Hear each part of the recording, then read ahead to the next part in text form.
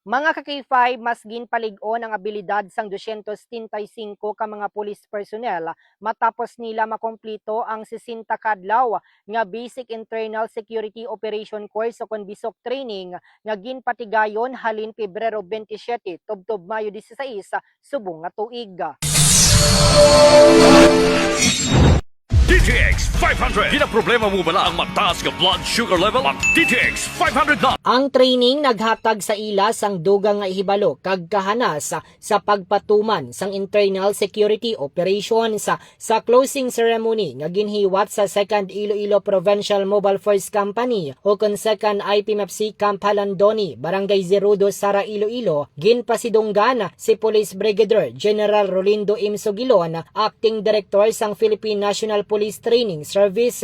Sa iyang mensahe, ginpabutyag niya ang importansya sang padayon nga disiplina, dedikasyon kag profesionalismo sa mga pulis sa ila pagserbisyo sa publiko. Ginpanghatagan man sang pasidungog ang mga nagkrainlain nga awardees sa academic excellence, leadership, marksmanship, teamwork kag physical fitness.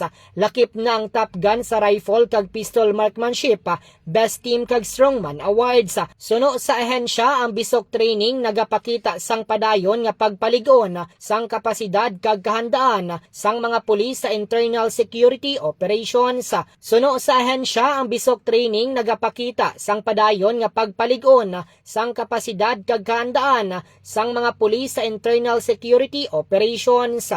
Sa karon mga ka-K5, ang mga nag-graduate ang nakabalik na sa tagsanila ka mobile force units nga masanda na sa pagserbisyo sa katawhan kag sa pungsod mga ka-K5.